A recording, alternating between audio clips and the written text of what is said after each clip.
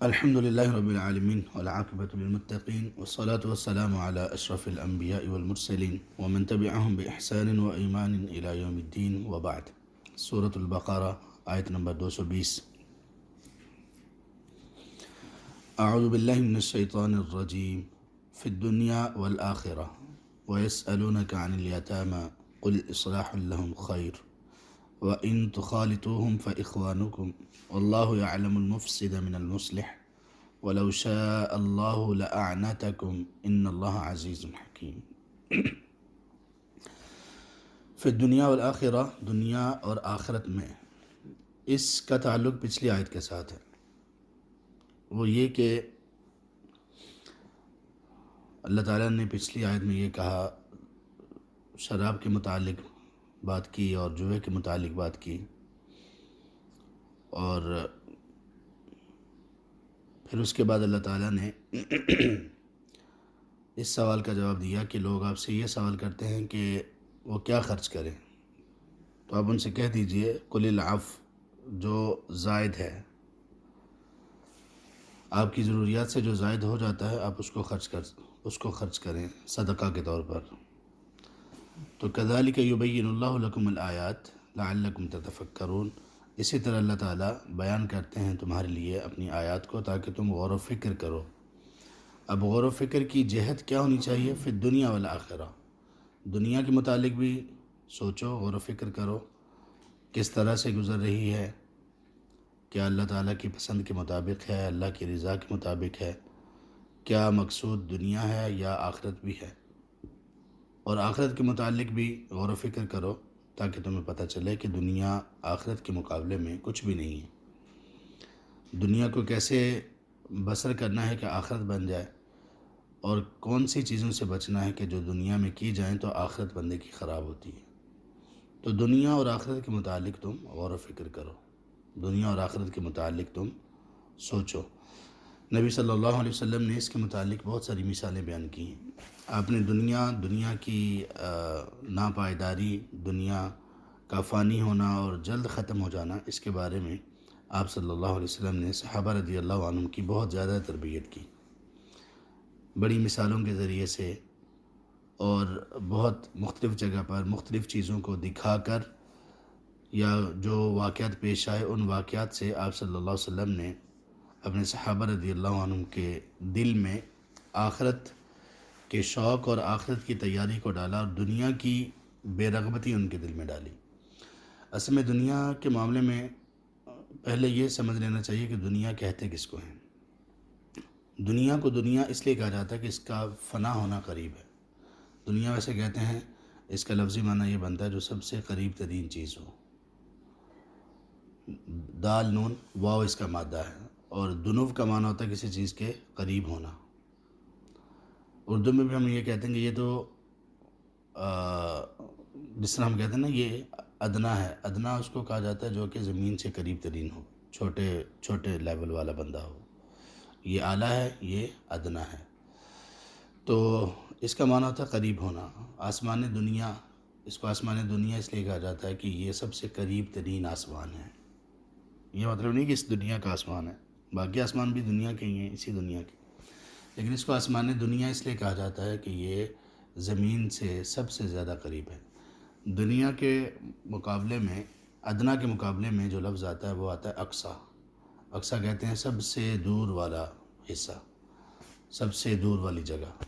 اگر کسی شہر کے بارے میں ہم کوئی بات کریں گے تو حدیث میں بھی آتا ہے کہ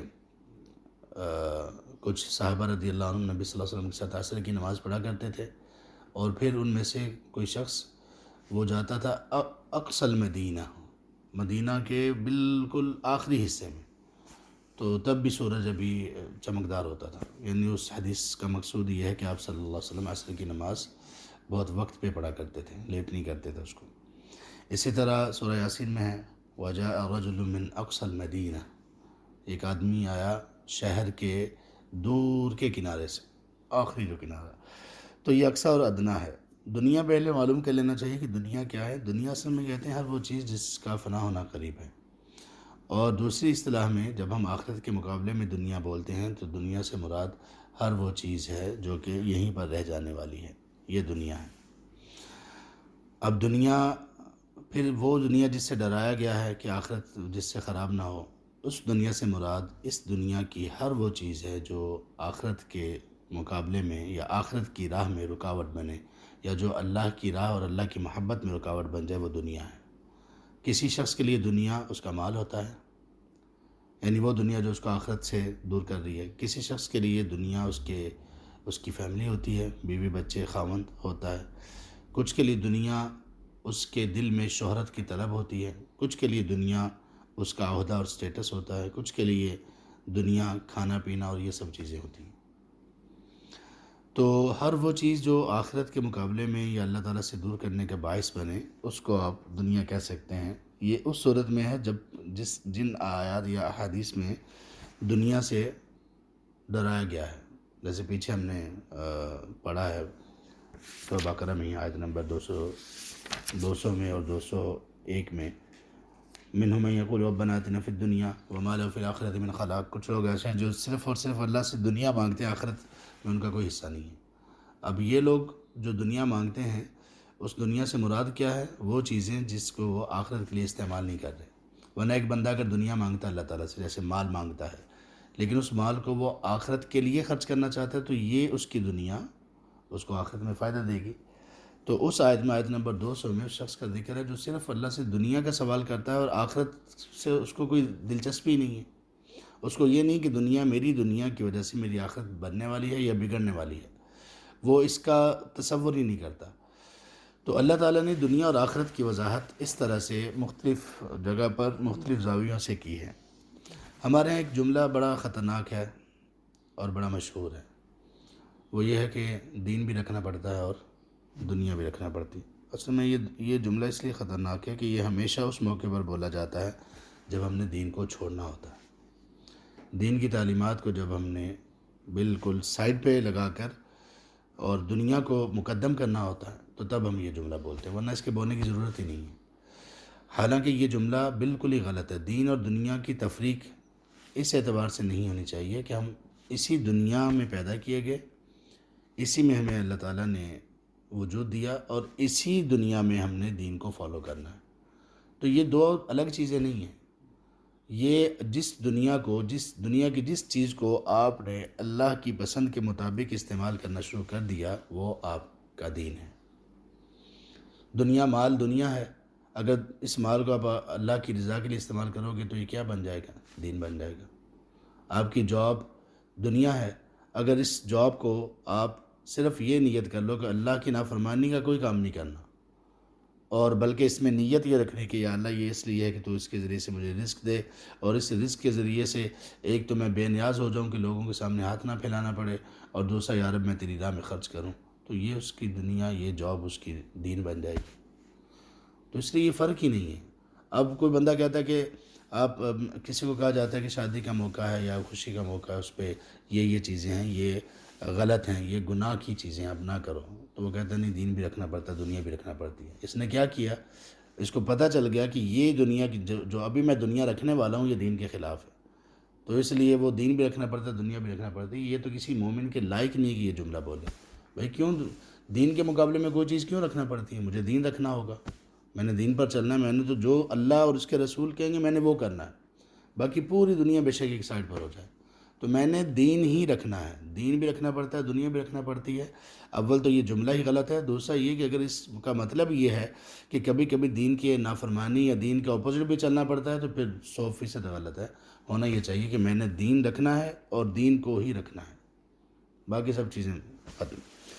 تو دنیا اور آخرت کے متعلق تم غور و فکر کرو، تو اللہ تعالیٰ آیات کو اس لیے بیان کرتے ہیں۔ وَيَسْأَلُونَكَ عَنِ الْيَتَامَى، اور پھر ایک اور سوال آپ سے وہ کرتے ہیں، وہ کیا ہے کہ یتیموں کے بارے میں۔ یتیموں کے بارے میں ایک آیت نازل ہوئی، غالباً 11 نمبر آیت ہے یہ سورۃ النساء کی۔ اس میں اللہ نے فرمایا إِنَّ الَّذِينَ يَأْكُلُونَ أَمْوَالَ الْيَتَامَى ظُلْمًا إِنَّمَا يَأْكُلُونَ فِي بُطُونِهِمْ نَارًا، وہ لوگ جو یتیموں کا مال ظلم کرتے ہوئے کھاتے ہیں تو وہ اپنے پیٹ میں آگ بھر رہے ہیں۔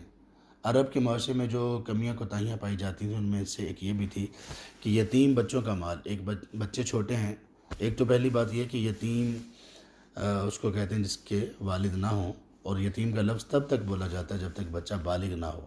بلوغت کے بعد جس شخص کا والد فوت ہو اس کو یتیم نہیں کہا جاتا حکماً، یعنی اس پر یتیم کے احکامات نہیں لگتے۔ قرآن میں جس یتیم کے متعلق احکامات کا ذکر ہوا ہے، جیسے یہ والی آیت بھی ہے، اور اسی طرح سے اس کی فضیلت میں بہت ساری آیات ہیں۔ آپ نے فرمایا جس شخص نے انا وکافل الیتیم، جو شخص یتیم کی کفالت کرنے والا ہے، یتیم کو پالنا پوسنا یہ کرنے والا ہے، میں اور وہ جنت میں اس طرح سے ہوں گے۔ آپ نے اپنی دونوں انگلیوں کو شہادت کی اور بڑی انگلیوں کو آپس میں ملایا، اس طرح سے جنت میں ہوں گے۔ تو اس کے بہت فضائل بیان کیے گئے حدیث میں بھی اور قرآن میں بھی، اور اس کا ایک سبب یہ بھی ہے، دیکھیے اللہ تعالیٰ نے اپنے رسول پر جو احسانات جتلائے ان کو بتایا، ان میں سے ایک یہ بھی ہے وَوَجَدَكَ يَتِيمًا فَآوَىٰ، آپ یتیم تھے، آپ کو جگہ دی۔ اب یتیم کا مطلب باپ سر پر نہیں ہے، تو اس کو یہ نہیں جگہ دی، جگہ نہ ہونے کا مطلب صرف یہ نہیں ہوتا کہ گھر نہ ہو یا زمین نہ ہو، نہیں، کوئی پوچھنے والا ہی نہیں ہے، کس جگہ پہ جائے کہ لوگ اس کا خیال کریں، باپ نہیں کرنا ہوتا ہے عموماً۔ تو اس لیے انسانوں میں جس کا باپ نہ ہو اور وہ بلوغت سے پہلے، اس کو یتیم کہا جاتا ہے۔ جانوروں میں یتیم اس کو کہتے ہیں جس کی ماں نہ ہو، جانوروں میں یتیم وہ ہوتا ہے جس کی ماں نہ ہو، انسانوں میں یتیم وہ ہوتا ہے جس کا باپ نہ ہو۔ تو خیر یتیموں کے بارے میں جب یہ آیت نازل ہوئی، پہلے یہ ہوتا تھا عرب لوگوں میں کہ یتیم جو بچے ہوتے تھے ان کو مال ملا ہوتا تو ان کے چچا وغیرہ عموماً ان کے پاس وہ مال آتا تھا، تو وہ کیا کرتے تھے، ان کے بالغ ہونے سے پہلے سارا مال ختم کر دیتے تھے، کہ جب تک ان کو سمجھ آئے گی تب تک ان کو پتہ ہی نہیں چلا کہ ہوا کیا ہے، ان کے ساتھ مال کے ساتھ ہوا کیا ہے۔ تو اس طرح سے وہ لوگ نا مال ہڑپ کرتے تھے۔ تو اسلام نے اس قدر ڈرایا ان کو کہ یہ تو جہنم کی آگ ہے تمہارے اس میں جاری۔ تو صحابہ رضی اللہ عنہ انہوں نے جب اسلام قبول کر لیا تو وہ یتیموں کے مال سے بالکل الگ ہو گئے، یعنی اب ظاہر ہے کہ بھائی کے بچے ہیں، وہ ان کی کفالت انہوں نے کرنی ہے، تو اب لیکن وہ اپنے مال سے کرتے تھے اور تنگ ہو جاتے تھے، لیکن ان کے مال کو ایک، جس کو چونی کہتے ہیں، وہ بھی نہیں خرچ کرتے تھے، ایک درہم ایک دینار تک نہیں خرچ کرتے تھے۔ تو یہ چیز اب ان کے لیے بڑی مشکل ہوگی، کبھی کبھی ان کو بچوں کو پالنا، یتیموں کو پالنا مشکل ہو جاتا تھا۔ تو پھر انہوں نے سوال کیا کہ اللہ کے رسول کیا کریں ہم؟ تو یہ وہ سوال ہے کہ وہ آپ سے یتیموں کے بارے میں سوال کرتے ہیں۔ اب تو اللہ نے فرمایا قل اصلاح لہم خیر، ان کے لیے آپ کہہ دیجئے کہ ان کے لیے اصلاح کرنا ہے، اور یہ اصلاح کرنا ہی بہترین چیز ہے۔ اصلاح کیا کرنی ہے؟ اصلاح یہ کرنی ہے کہ آپ ان کا مال، مقصود یہ نہیں ہے کہ آپ مال ان کا خرچ نہ کرو، آپ مال ان کا خرچ کرو، ظاہر ہے جب آپ ان کے اسپانسر ہو اور آپ کے پاس اتنی طاقت نہیں ہے، یا طاقت ہے بھی لیکن آپ ان پر خرچ کرنے کے لیے ان کا مال لینا چاہتے ہو، جو کہ ہے، ان کو ضرورت نہیں کہ اور مال خرچ کرے، ان کے پاس بہت مال ہے لیکن ابھی چھوٹے بچے ہیں، تو آپ نے اس بات کا خیال رکھنا ہے کہ مال کو اصلاح پر خرچ کرنا ہے، ضائع نہیں کرنا، کھانے کے لیے نہیں کرنا، جلدی اس کو مکانا نہیں ہے کہ یہ بڑے نہ ہو جائیں، یا اس مال کو کسی ایسی تجارت میں لگانا جس میں معلوم ہے کہ خدشہ ہو کہ خسارہ ہو سکتا ہے، یا خیال نہ کرنا، یہ نہ کرو۔ اصلاح لہم خیر، ان کے لیے اصلاح کرنا یہ بہتر اور خیر کا کام ہے۔ وَإِن تُخَالِطُوهُمْ فَإِخْوَانُكُمْ، اور اگر تم ان کو اپنے ساتھ شریک بنا لو، مکس کر لو ان کے مال کو اپنے مال کے ساتھ، تو تب وہ تمہارے بھائی ہیں۔ کیا مطلب؟ مطلب یہ کہ تم ان کا مال اپنے مال میں ملا کر اس کو تجارت میں لگا سکتے ہو، بس اس کا حساب، پروفٹ وغیرہ، نقصان، سب کا حساب پراپر رکھو کہ ان کا حق نہ کھاؤ، تجارت میں لگاؤ، اور جو چیز اس سے ملے ان کو رکھتے جاؤ، جمع کرتے جاؤ، جب وہ سمجھدار ہو جائیں تو ان کو لوٹا دو۔ تو تم ان کا مال اپنے مال میں مکس کر سکتے ہو، کھانے پینے کی چیزیں ہیں تم بھی کھا سکتے ہو، تو اگر تم آپس میں اس طرح سے مکس کر لو تو تب وہ تمہارے بھائی ہیں۔ بھائی کا مطلب یہ ہے کہ اب تم ان کے مال سے کھا سکتے ہو۔ تو وہ جو آیت تھی جس میں یہ کہا گیا کہ تم اگر یتیم کا مال کھاؤ گے تو تم اپنے پیٹ میں جہنم کی آگ بھرو گے، تو اس کا مطلب یہ ہے کہ ظلم کرتے ہوئے اگر کھاؤ گے تو آگ بھرو گے، یہ نہیں کہ بس یتیم کا مال کھایا تو آگ، نہیں، اچھے طریقے سے، خیر کے ساتھ، اصلاح کے پہلو سے اپنے مال کے ساتھ تم نے مال ان کا ملا لیا، وہ تمہارے پارٹنر بن چکے ہیں، شریک بن چکے ہیں، اب تم ان کے مال میں سے کچھ کھاتے ہو تو کوئی حرج کی بات نہیں ہے۔ واللہ یعلم المفسد من المصلح، کیونکہ اللہ جانتے ہیں کہ کون فساد کرنے والا اور کون اصلاح کرنے والا، یعنی یہ مال کی تقسیم، یہ اپنے ساتھ ان کے مال کو ملانا، ان کے مال کو اپنے تجارت میں لگا لینا اور پھر ان کے مال میں سے کچھ کھاتے رہنا، اس میں تمہارا مقصد، تمہاری نیت اصلاح ہے یا فساد، اللہ یہ جانتے ہیں۔ اس طرح کی جو آیات ہوتی ہیں نا، یہ جان لینا چاہیے، یہ پہلے بھی میں ذکر کرتا رہتا ہوں، اس طرح کی یہ جو جملے اس طرح کے اللہ تعالیٰ آیات کے آخر میں بولتے ہیں نا، اس میں وارننگ ہوتی ہے، شدید وارننگ، جس کو کہتے ہیں نا، مثال کے طور پر ہم بچوں سے کہتے ہیں کہ بیٹا یہ نہیں کرنا، یہ نہیں کرنا، یہ کرنا ہے، یہ کرنا ہے، اس کے بعد ہم کہتے ہیں میرا پتہ ہے نا پھر. یہ وہ اسلوب ہے. واللہ یعلم المفسد من المصلح، اللہ نے پہلے بتا دیا اصلاح کیا ہے، فساد کیا ہے. پھر اللہ نے کہہ دیا کہ اللہ کو سب علم ہے اللہ تعالیٰ کو کہ فساد کون کرنے والا ہے اور اصلاح کون کرنے والا ہے. ان کا مال کون فساد کے لیے کھا رہا ہے، اپنے ساتھ ملا رہا ہے، کون اصلاح کے لیے. وَلَوْ شَاءَ اللَّهُ لَأَعْنَتَكُمْ، اور اگر اللہ چاہتے تو یقیناً تمہیں مشقت میں ڈال دیتے. مشقت میں کیا؟ مشقت اس میں یہ ہوتی کہ واقعی تمہیں روک دیا جاتا کہ نہیں، تم نے ایک ذرہ برابر بھی ان کے مال میں سے نہ کھانا ہے، نہ ان کے مال کو اپنے مال کے ساتھ شریک کرنا ہے، نہ تمہیں کوئی ایسی چیز کرنی ہے. اگر اللہ چاہتے تو ایسا کر دیتے. تو اس کا مطلب کیا کہ دین آسان ہے، دین کی نیچر اللہ نے آسان بنائی ہے، تمام مسائل آسان ہیں. جہاں مشکل آئے گی اللہ آسانی دے دیں گے، لیکن جینوئن مشکل ہونی چاہیے. تو دین آسان ہے. مشکل کس کو لگتا ہے، کیوں لگتا ہے؟ مشکل اس کو لگتا ہے جس نے پابندی نہیں کرنی. فجر کے لیے اٹھنا لوگوں کے لیے قیامت ہو جاتا ہے. اللہ تعالیٰ معاف فرمائے، اللہ ہماری سستیاں بھی دور کریں. لوگ اٹھ ہی نہیں پاتے، مہینوں گزر جاتے ہیں فجر کی نماز نہیں پڑھتے ہی نہیں ہیں. وہ کہتے ہیں کہ یہ بڑا مشکل ہے فجر کے لیے اٹھنا. یہ مشکل نہیں ہے. اگر آپ کو، اور ہم یہاں پہ دیکھتے ہیں اور پاکستان میں بھی سردیوں میں خاص طور پر ایسے ہی ہوتا ہے، وہ لوگ جن کو فجر کے لیے اٹھنا مشکل ہوتا ہے ان کی جاب کا وقت یہی والا ہوتا ہے اور وہ اٹھ کے چلے جاتے ہیں. بچے اسکولوں میں، کئی دفعہ یہ میں مثال دے چکا ہوں کہ ہمارے گلی محلوں میں بچے سردیوں میں خاص طور پر وہ فجر کی نماز کے لیے ہم نکل رہے ہوتے ہیں جماعت کے لیے جانے کے لیے مسجد میں، اور بچے باہر بیگ لے کر کھڑے ہوتے ہیں اسکول جانے کے لیے. وہی بچے اسکول کی جب یہ ٹائمنگ نہیں ہوتی، وہ بچے اور ان کے والدین مسجد میں نہیں آتے، اٹھتے نہیں، نیند نہیں کھلتی. اسکول کے لیے، جاب کے لیے، کہیں سفر کرنا ہو، اس کے لیے ان کی آنکھ فوراً کھل جاتی ہے اور وہ کرنا ہوتے ہیں. تو یہ بندہ خود دین کو جتنا سخت بنائے گا، سمجھے گا، وہ ہو جائے گا. تو دین میں پابندی ہے، پابندی کو لوگوں نے سختی سمجھ لی ہے. پابندی کیا ہے؟ نماز آپ نے پڑھنی ہے، سختی نہیں ہے. کھڑے ہو کے نہیں پڑھ سکتے، بیٹھ کے پڑھ لو. بیٹھ کے نہیں پڑھ سکتے، لیٹ کے پڑھ لو، کوئی مسئلہ نہیں. سفر میں ہو، جماعت کا اہتمام نہیں کر سکتے، ٹھیک ہے نہ کرو، دوران سفر چلتے ہوئے. اور نمازوں کو جمع کر لو، ظہر عصر ملا کر پڑھ لو، مغرب عشاء ملا کر پڑھ لو. کتنی آسانیاں ہیں.